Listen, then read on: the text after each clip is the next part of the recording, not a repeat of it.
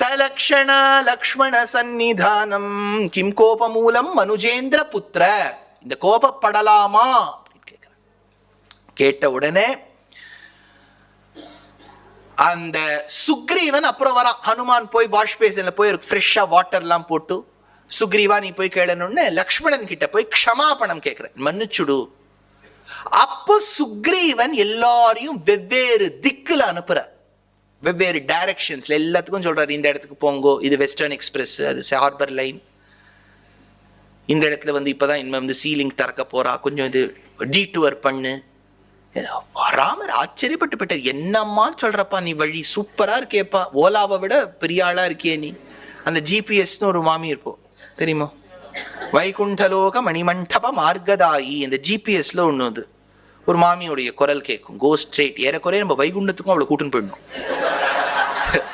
ஏன்னா வைகுண்டத்துக்கு ஒரு வே இருக்கு, விஹாய சகதிஹி ஜோதிஹி சுருச்சிஹி ஹுதபுக் விபுஹு ரவிஹி விரோச்சனஹ சூரியஹ சவிதா ரவிலோச்சனஹ அனந்தோ ஹுதபுக் போக்தா சுகதஹ. இந்த நாமாக்கள் அர்ச்சிராதி மார்க்கம்னு பேர். அப்படியே ஜீவாத்மா போற வழியை காமிக்கும். அப்படி நம்ம ஜீவாத்மாவை யார் கைட் பண்ணுவா? அப்போ அவர் தேவை. இப்ப இந்த இடத்துல அவர் சொல்றார், இந்த இடத்துக்கு போ, அந்த இடத்துக்கு போ. அப்போ ஒரு ஸ்லோகம் சொல்றான் சுக்ரீவன், நிறைய ரிஷிகளை பாப்பேள் குரங்குகளே, அவளெல்லாம் போய் படுத்தாதீங்கோ, அவளுக்கு நமஸ்காரம் பண்ணுங்கோ அப்படிங்கிற ஸ்லோகம் தான் 12வது.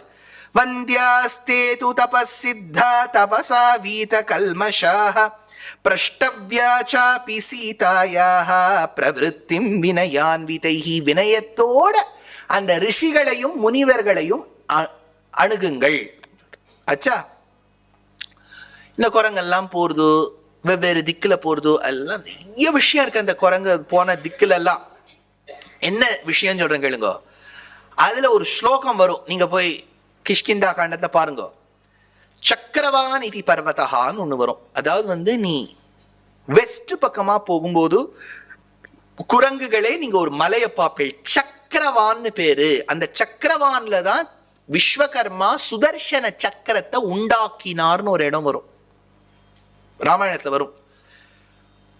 என்ன சார் உண்டாக்கினார்னா, அதுக்கு அப்புறம் தான் சக்கரத்தாழ்வார் பிறந்தார்னா, அதுக்கு முன்னாடி நாராயணன் சக்கரமே வச்சுக்கலையான்னு கேட்டா ஞாபகம் வச்சுக்கோ. தேசிகன் எடுக்கிறார், நிஜ பர வியூஹ வைபவ, நிஜ பர வியூஹ வைபவ.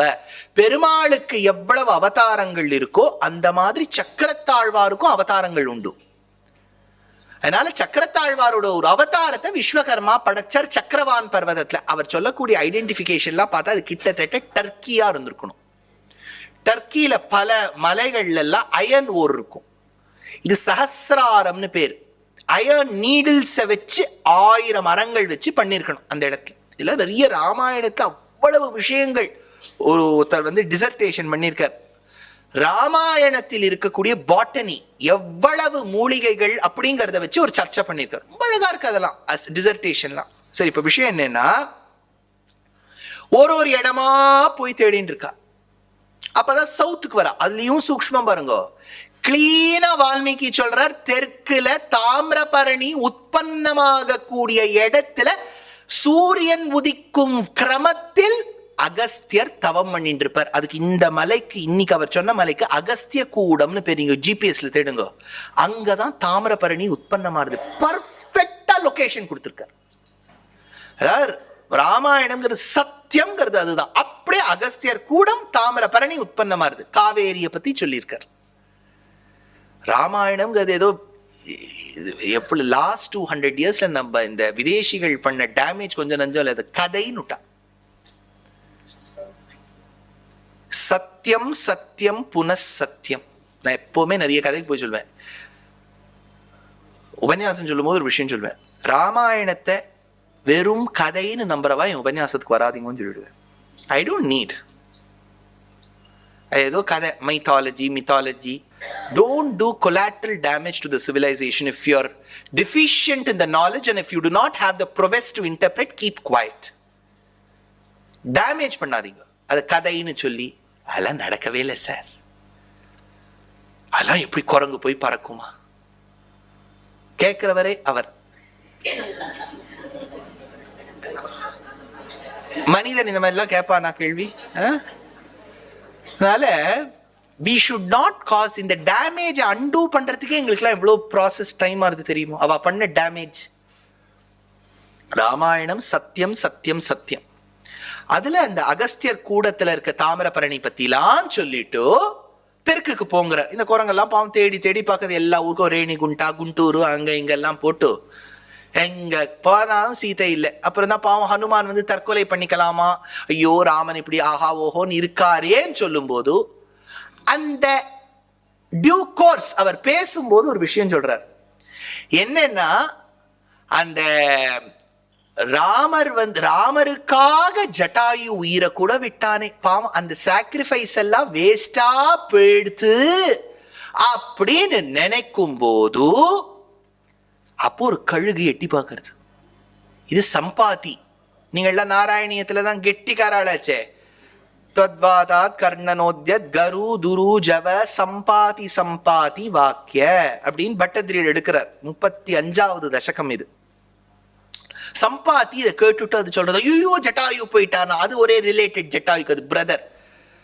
ஐயோ ஜட்டாயு போயிட்டானா, எப்படி என்னுடைய தம்பி போனான்னு கேட்ட உடனே ராம கைங்கரியமா போயிட்டார். யார் அந்த ராமர்னு கேட்ட உடனே ஹனுமானுக்கு தான் சந்தோஷமே. யாராவது ராமர்னு கேட்டா முதல்ல இருந்து பாஷ்பவாரி பரிபூர்ண லோச்சனம் அவர் அழுது இன்னொத்தரையும் அழ வச்சிருவார். நான் சொல்றேன் கேளுப்பா, ராமர் கதை கேளு கேளு நல்லா கேளு, ராமருடைய கதையை கேளு முதல்ல இருந்து ஆரம்பிச்சிருவார். இந்த பாவம் ஜட்டாயு வந்து அவர் இது சம்பாத்தி இந்த ராமர் கதையெல்லாம் கேட்கணும்னு எனக்கு அவருக்கு எதேச்சே அந்த கதையெல்லாம் வருது இல்லையா. பல பேர் எங்கேயோ ஏதோ கடைக்கு போனோன்னு இருப்பா, நீங்க வாங்கோன்னு சொல்லிட்டு இழுத்துன்னு வந்து கதைக்கு உட்கார வச்சிருவா. அவளுக்கு ஏன் தான் வந்தோமோன்னு இருக்கும். அந்த மாதிரி இவர் ஏதோ ராமர் கதையை சொல்றாருன்னு கேட்டார். இவர் ஒன்னும் ஓஹோன்ட்டு அப்படியே கான்சென்ட்ரேஷனோட எல்லாம் சம்பாத்தி கேட்டுள்ள. அவருக்கு தான் தம்பி போன சோகமாச்சே. அவர் கேட்டு இருக்கார். அந்த ராமருடைய கதையை அந்த ஹனுமான் நரேட் பண்ணும்போது ஒரு பெரிய விஷயம் நடந்தது. இந்த சம்பாத்திக்கு பர்ன்ட் ஃபிங்கர்ஸ் விங்ஸ், விங்கே இல்ல பாவம், பறக்கவே பறக்காது, பெங்குவின் மாதிரி நடக்கும். அப்போ இந்த சிறகே இல்ல அவருக்கு. ராமருடைய பெருமையை கேட்ட உடனே அப்படி கொஞ்சம் கொஞ்சமா முளைக்க ஆரம்பிச்சு. அவ்வளவு பிரபாவமாம் ராமநாமத்துக்கு. அது போன உடனே சம்பாத்தி இப்படி பறந்து போனோம். அப்ப சம்பாத்தியை பார்த்து கேட்கிறார் ஹனுமான், ஏன் சுவாமி நான் தான் பெருமையா சொல்லியாச்சு, சிறகெல்லாம் வந்து ஹெல்ப் பண்ணிட்டு போங்களேன், வேர் இஸ் சீதா? அப்பதான் சம்பாத்தி சொல்றார், எனக்கு ஒரு பிள்ளை சுபார்ஷ்வன் இருக்கான். பேர்ட்ஸுக்கு எப்பவுமே நல்ல பார்வை தெரியுமோ, இந்த ஈகிள் மாதிரி ஒரு பார்வை இருக்காது, எங்கேயோ இருக்கும் 400 அடிக்கு மேல, கரெக்டா அதுக்கு பாம்பு எங்க இருக்குன்னு தெரியும். அந்த பார்வை சுபார்ஷ்வனுக்கு உண்டா. அத அவ அப்பா சம்பாத்தி கிட்ட சொல்லியிருக்கானா, அப்பா யாரோ ஒரு பொம்பளை அழுதுன்னு இருக்காப்பா. அத சொல்றான் சம்பாத்தி, என் பிள்ளை சொல்லியிருக்கான் ஏதோ ஒரு பொம்மநாட்டி அழுதுன்னு இருக்காளாம். ஹனுமான் அப்படியா, எங்க அழுதுன்னு இருக்கா? ஏதோ மரத்துக்கு கீழே அழுதுன்னு இருக்கிறதா சொன்னா, எங்க இருக்கு? ஏதோ தெற்கு பக்கமா, எவ்வளவு தூரம்? அவர் கேட்டதை சொல்லிட்டார், 100 யோஜனைன்னு விட்டார். நம்ம உடனே இதையே பிடிச்சுருவா பல பேர்.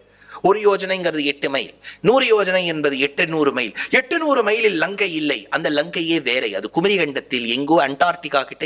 இதெல்லாம் ஒரு தியரி இருக்கு. ஏன் சார் இந்த பேர்டு சொல்றதெல்லாம் பெரிய மேத்தமெட்டிஷியன், அது அதே குத்து மதிப்பா 100 யோஜனைன்னு முடிச்சு. இப்ப ஹனுமான் போகணும். இதுல தான் சுந்தரகாண்டம், நம்ம சுந்தரகாண்டத்துல இருக்கும். சுந்தரகாண்டம்ங்கிறது ஒரு பெரிய லைஃப் லெசன். ஹனுமானும் அப்படிதான். யோசிச்சு பாருங்க, அவர் சீதையை பார்த்ததே கிடையாது, சீதை எப்படி இருப்பான்னு கூட தெரியாது. ராமரும் ரொம்ப புகழ்ந்து அவள் எப்படி இருப்பாள் தெரியுமா அப்படின்லாம் ஒன்னும் வர்ணிக்கவும் இல்லை. இவரும் பார்த்த பொம்மநாட்டியே இல்லை, பார்க்காத ஒரு லேடி.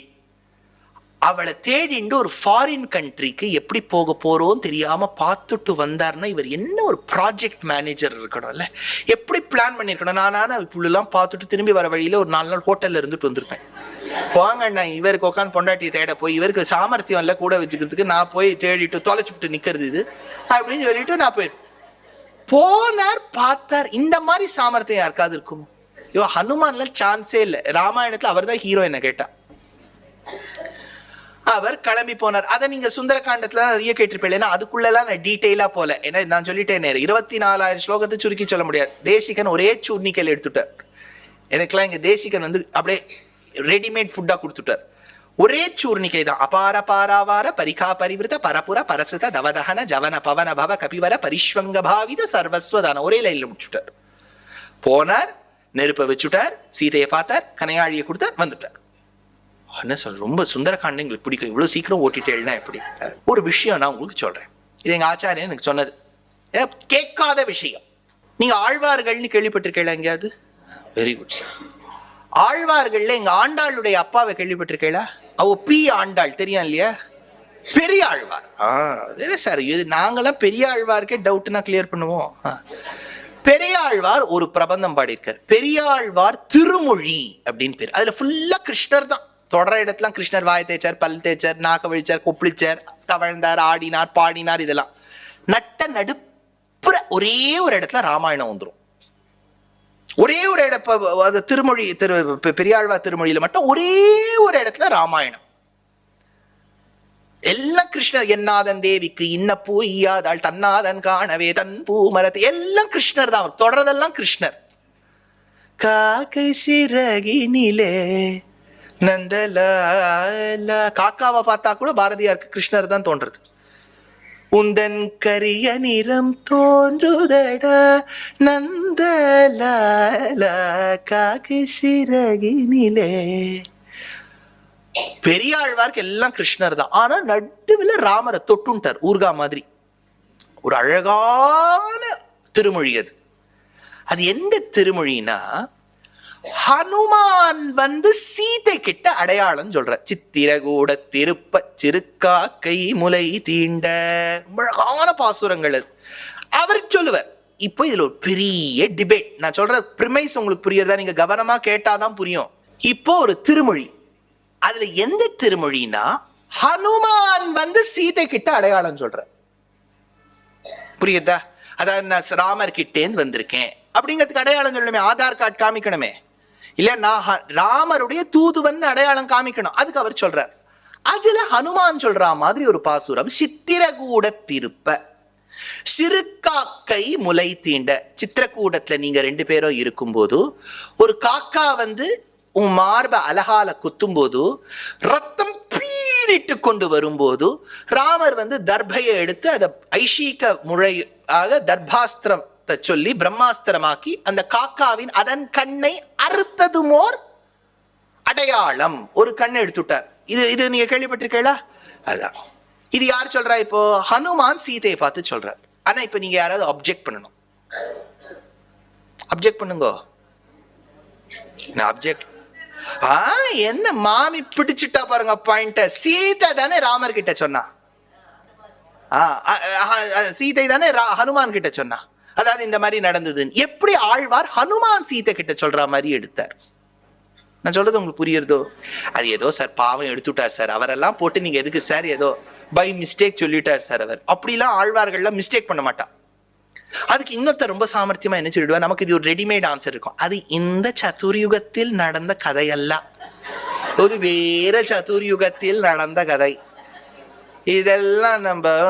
இதெல்லாம் கோர்ட் ஆஃப் லால செல்லாது. இதுக்கு ஒரு பெரிய சூக்ஷ்மம் எங்க பிராச்சாரியர் உத்தமூர் சுவாமி ஒரு விஷயம் சொல்லியிருக்கார். எனக்கு கீதா பாஷையை கத்துக் கொடுத்த ஸ்ரீவத் சாங்காச்சாரியோட ஆச்சாரியர், பெரிய ஆச்சாரியர் அவர். அபிநவ தேசிகன்னு பேர். ரொம்ப பாத தூளிக்கு நிக்க முடியாது, ரொம்ப ஞானிகள் அவள்லாம். அவன் உங்களுக்கு எப்படி கத்து கொடுத்தான்னு கேட்காதீங்க, அது இருக்கட்டும். அவளுக்கு ஏதாவது சுமாரா ஒரு ஸ்டூடெண்ட் வேணும்னு எடுத்துட்டா. இப்ப என்னன்னா ஒரு சூக்ஷ்மம். இப்ப நீங்க இதை பொறுமையா கேட்டா, ஏன்னா மேல மேல எனக்கு கதை நகரணும். நான் உங்களுக்கு ஒரு சூக்ஷ்மம் சொல்றேன், கேட்டுக்குங்க. சீதை தான் ஹனுமான் கிட்ட சொல்றா. ஆனா ஆழ்வார் மாத்தி ஹனுமான் சொல்றதா எடுக்கிறார்.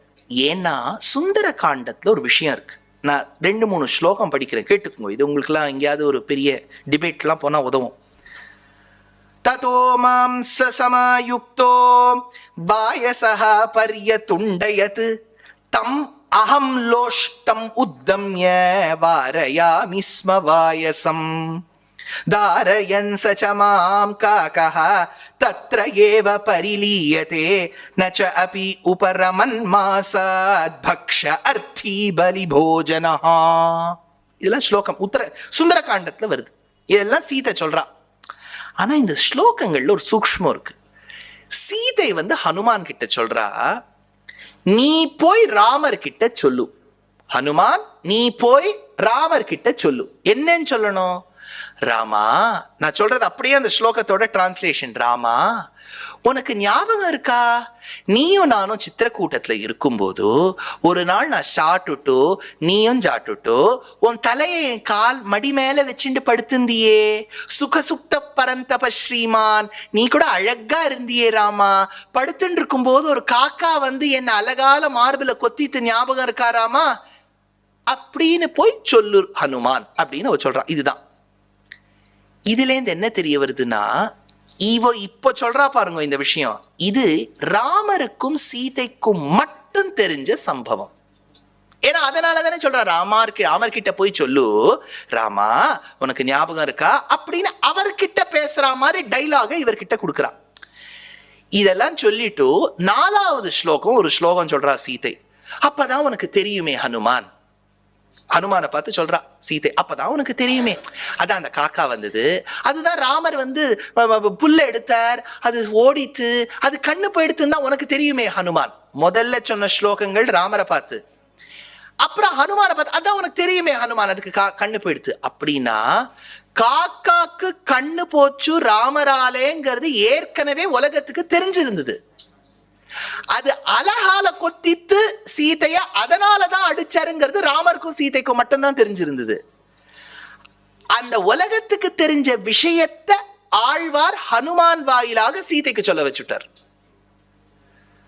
புரியுறதா? புரியலன்னா திரும்பி கேளுங்க இந்த உபன்யாசத்தை, அப்புறம் மேல கதை நடக்கணும். So this is called conversationல first to second person and first to third person. எது ஏற்கனவே தெரிஞ்சிருந்ததோ அதை மட்டும்தான் சீதை சொன்னா. அதன் கண்ணை அறுத்ததும் ஒரு அடையாளம்ங்கிறது ஹனுமான் சொன்னது எல்லாருக்கும் தெரிஞ்சது. அது இந்திரனுடைய பிள்ளைங்கிறது யாருக்கும் தெரியாது. அதை சீதை ஹனுமான் கிட்ட சொல்லிட்டா. புரியுதா? அதனால ஆழ்வார் தப்பு பண்ணல அப்படிங்கறத எங்க ஆச்சாரியன் ப்ரூவ் பண்ணார். சரி, இப்ப விஷயம் இருக்கட்டும். இப்ப ஹனுமான் உள்ள நுழைஞ்சார். நுழையும் போது அந்த லங்காக்குள்ள பிரவேசம் பண்ணணும். எந்த இடத்துல கதவு இல்லையோ சுவர் ஏறி பிரவேசம் பண்ணாரா. சநிர்ஜித்ய புரீம் லங்காம் புரீம் சிரேஷ்டாம் லங்காம் தாம் காமரூபிணீம் விக்ரமேண மகாதேஜாஹ ஹனுமான் மாருதாத்மஜஹ. ஹனுமான் அப்படியே குதிச்சு போனார். அதெல்லாம் நான் டீட்டெயிலா சொல்ல வேண்டாம். இதெல்லாம் வந்து ஹரிகதா டாபிக். அது எப்படி குதிச்சார் அப்படிங்கிறதுலாம். குதிச்சு போயிட்டார் உள்ள. அப்புறம் தான் சீதை எல்லா இடத்துலையும் தேடி கீடி பார்த்த உடனே அசோகவனத்துக்கு வரார். அசோகவனத்துல அந்த மர உச்சியில உட்காரும் போதுதான் ராவணன் வரான். ஹனுமான் என்ன சீதையை மீட்டே பண்ணல, பாவம். அவர் முதல்ல இது ஃபர்ஸ்ட் சீதைன்னு கன்க்ளூட் பண்ற, தர்க்கயாமாச சீதேதி கன்க்ளூட் பண்ணிட்டு அப்போ ராவணன் வரான். அப்பதான் அவ திரும்பி என்ன போட்டா, புல்ல புடுங்கி போட்டாளே, திருணம் அந்தரத கிருத்வான்னு புல்ல புடுங்கி போட்டா.